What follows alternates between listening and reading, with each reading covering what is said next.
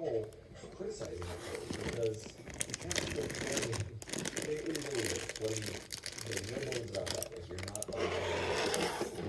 maybe I shouldn't admit to this is all theoretical, allegedly. Can I get in trouble?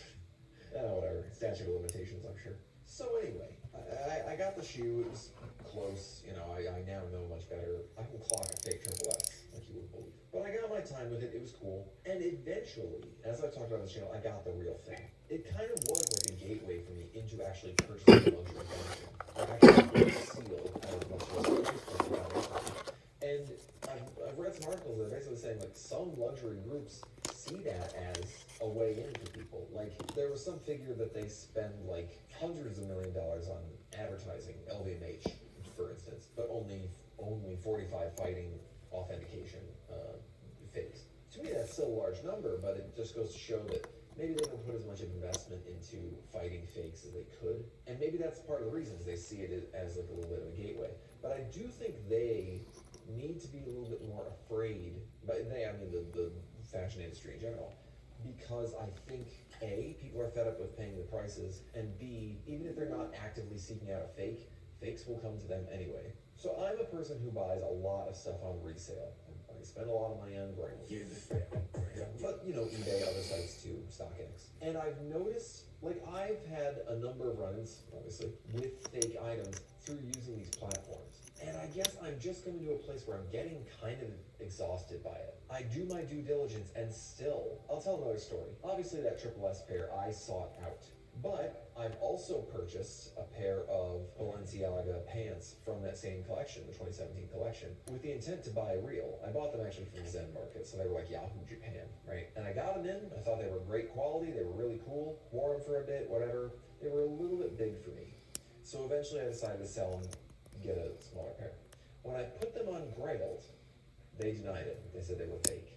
I was like, what are you talking about? So I went to a legit checking subreddit. I posted them up. And people in the subreddit were like, they seriously said to me, I don't think they even made fakes of these. So again, it goes back to the shirt thing I was saying. It's like, was this even a hyped or fake item? I don't think so. So I appealed it to Grail, and they held up, and they said no. And I just gave up. I was like, okay, screw it. I'll wear them with a belt or whatever. I did eventually get another pair of those, theoretically real.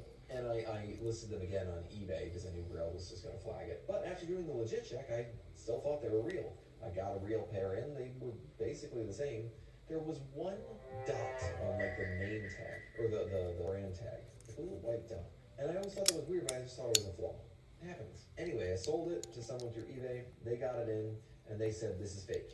There's a dot on the tag. You know, I want my money back. And I was like, man, like I legitimately thought these were real. I gave the dude his money back, and I was like, just keep him. You know, I lost. But it just goes to show that something you can have in your closet for years that you thought was authentic designer is not real. I mean, kudos to Grailed team for verifying it via pictures and denying it. But I also bought recently my Balenciaga, this is all Balenciaga, metal logo tee off eBay, and it had the authenticity guarantee, whatever, they ship it to it. And I saw some people in the comments, basically, because I talked about it in a video, basically say like, yeah, eBay authentication means nothing. And I kind of agree with them. I think it's just like a little hug box that we can have to like feel 10% better about the purchase. But at the end of the day, human error and the rise of what I will call super fakes has made that whole process pretty questionable. Grailed authentication means nothing. I just saw a thread today that was like, how legit is Grailed, you know, visual verification? People were like, what are you talking about? Basically it doesn't exist, right? There are some items on Grailed that have like an extra verified mark, but the thing is, if you're a top seller on Grailed, Grailed is incentivized to like keep that person selling on the platform. Another story about my interaction with fakes. I think I've mentioned this before. I bought a pair of the Rude cigarette socks off Grailed. They were pretty pricey for socks, but I really wanted them. Got them in. I immediately noticed they were not legit. The font didn't match up with the like retail pictures, whatever. So I contacted Grailed. I said, hey, this is fake, whatever. They let me keep them. Cool. No harm, no foul. I got a free pair of fake Rude socks. But then I noticed that seller is still selling on Grailed.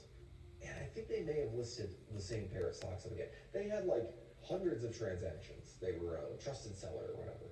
So it's not like Grailed has like a no tolerance policy, right? I mean, I'm sure at a certain point, if they get called out enough, they will like, cut a scammer or a seller off. But like, again, they're incentivized for that person to keep selling because they have hundreds of transactions on the platform, and Grail gets a little bit of that cut every time. So, if they're just going off of a picture, I don't even know. That's like AI tools plus like some guy in a sweaty